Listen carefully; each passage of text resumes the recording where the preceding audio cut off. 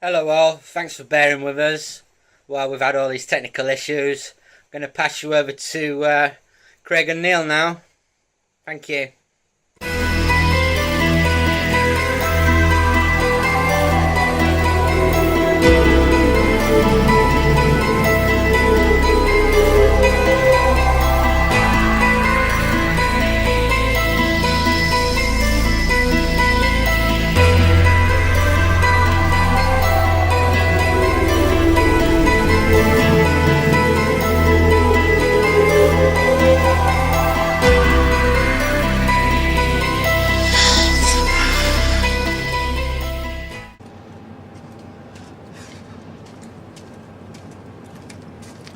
Well, welcome to the review.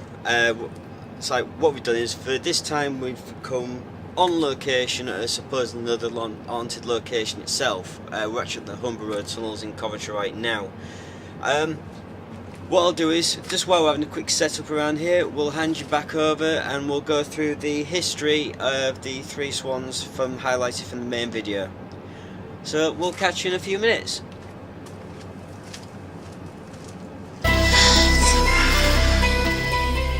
Do you want to enlighten us? Well, what I know is it's the earliest record of it is from 1517. Okay.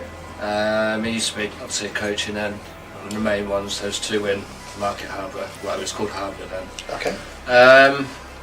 It's King Charles I stayed here the night before the Battle of Naseby. Wow. Okay. Queen Anne's been here. Oliver Cromwell stayed here as well. And So at one point, this probably would have been sort of a central hub as well. yes, it was. What was Yeah. going on. Yeah. Well, we've all seen the history of it all now. We're now actually inside the main tunnels. But what it was, first location. Well, how can we put it? First 5 minutes, we lost battery power. That battery was charged fully. Neil, you checked it back at home and you said it lasted the full 45, 50 minutes? It lasted full 50 minutes back at home. Right. So, yeah, it's not a defunct battery. And also, how can we put it?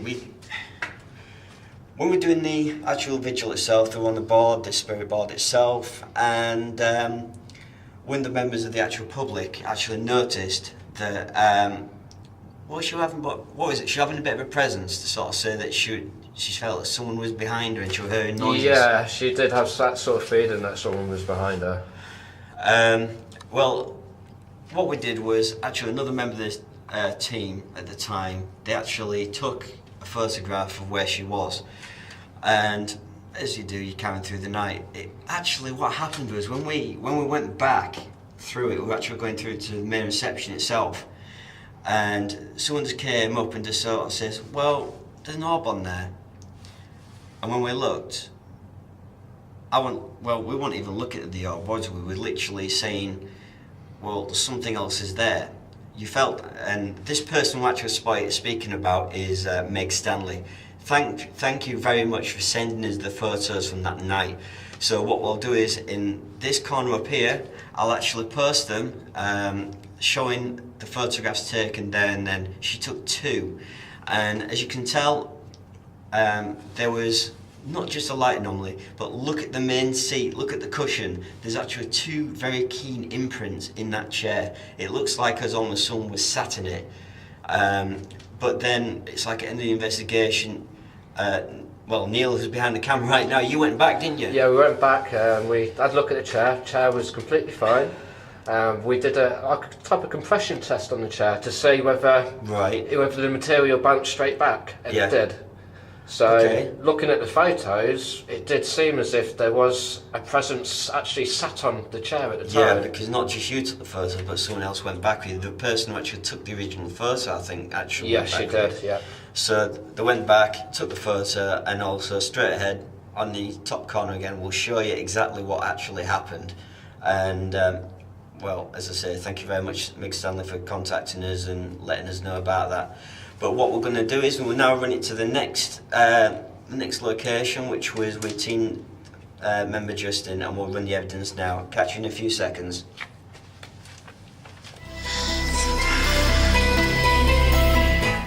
Now it'll be interesting to see if it picks that up outside now. If it doesn't, then that was interesting.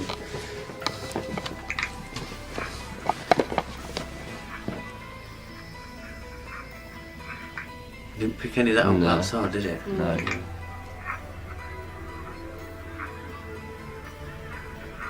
Something there, isn't it? Something, but There's it's always not. something like a grunting noise all the time. But now that last one then, because it was squealing then when I recorded Yeah, that, right, wasn't yeah. it? Yeah, it So didn't this pick one that up. from before now, that makes that more interesting. That's Because that, bizarre. no, literally that was like as if it was talking directly Into the Into it, the microphone, blade, yeah. and then there's It's a... always like someone's Yeah. to the face and stuff. Yeah, It's so someone's come up to it and go, Right, as you can tell, we're just coming to the end of the tunnels right now. Going to the main wooded area of the harborough tunnels itself.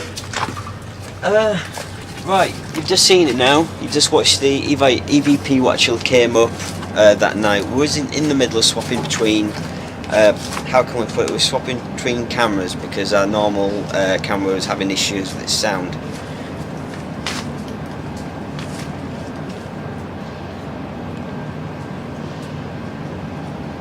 Do you know what? That's just freaked me out. I hope you caught that. Jeez. Literally, this look where we are right now. We're like on the outskirts of Coventry. Well, we're in the centre of Coventry, aren't we? We're on the outskirts of Stoke Aldermore. Yeah, and basically, so as you can hear now, the train's coming past. So basically, Harborough Tunnels is a train network, but no trees around here. This area is completely blanket. There's nothing. There's just, you probably might get the odd person, but as we were just walking out, we heard rustlings from the trees, and it worked its way down the embankment into the thing. As you can tell, it scared the shit out of Neil. Yeah, this is one of the freakiest places I've been. And this one's free. Yeah, so let's go back to what happened. Right, we've gone through the EVP, very, very interesting for what we had. But also, when we was filming, who was it who reported the loud bang? Okay, no, I can't remember off the top literally, of my head. it literally is. But you'll see from the main video if you go back and watch it. Yeah, we were just talking. All of a sudden, we just had a massive bang from the main roof. But the only problem is, as we all do, we go and investigate to find out where it's gone. I went outside. There was no steps to go upstairs or anything, so I went down to the main bar. I went down, spoke to them, and I said to them, "We've just heard the loud bang. Can we just ask room 31?" Yeah, Yeah. room 31 was Yeah, it, room weren't we? 31. And it turns out we're on the top floor, so where the hell that bang Yep. came from, we don't know. But what we'll do is now, we then eventually left there. We still can't figure out what that growl says. But we left there, and then we joined team member Nat at another location. So we'll run that piece of evidence, what happened just then. Okay, we'll catch you soon. We'll make our way a bit further into it.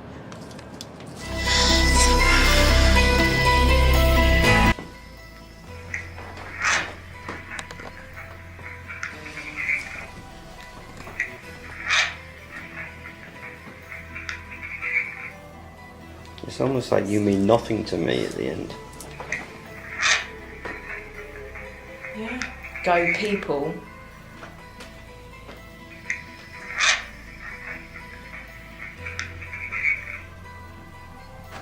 Go people.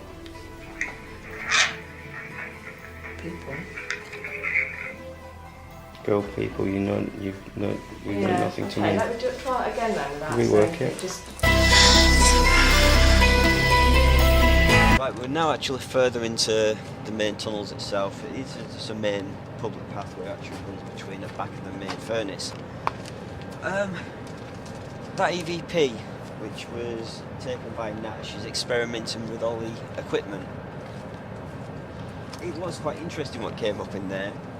Even the wording that we put on screen, it could be slightly incorrect, we don't know.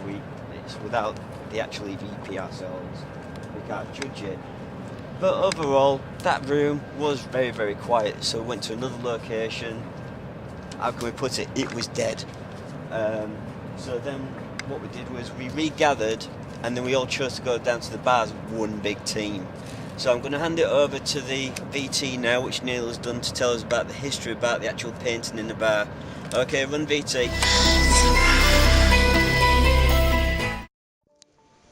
John Fothergill bought the Three Swans Inn in 1934. He was already a well-known landlord and an accomplished author, writing best-selling books. Mr. Fothergill spent 19 years as owner of the pub and was regarded as an eccentric.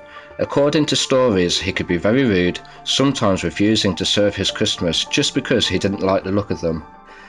Apparently, there are stories regarding paranormal activity around the painting of John Fothergill, which currently resides in the main bar of the pub. The best story of this painting goes, the painting was displayed in the pub shortly after his death, and, as the tale goes, the next landlord's wife didn't like it up in the bar and took it down and hung it up in the cellar out of sight. The next day, a torrential rainstorm struck and flooded the basement, and the water level rose up and stopped just at the bottom of John Fothergill's portrait.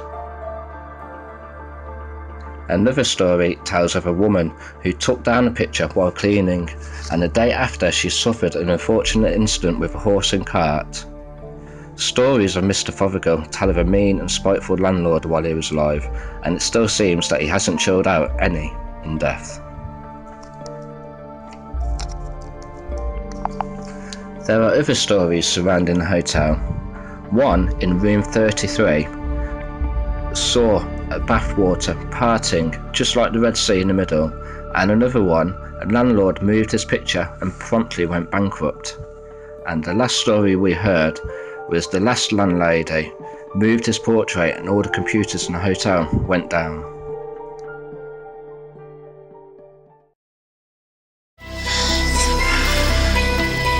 Right, so we've seen the VT now. We actually went down to the main bar and we joined up with the rest of them, as I said just a few minutes ago. What they did was we actually dared them to sort of cover up and maybe even take the picture off the wall. Unfortunately, the actual picture was stuck to the wall itself, so we couldn't get it off. So someone actually chose to cover it with a coat.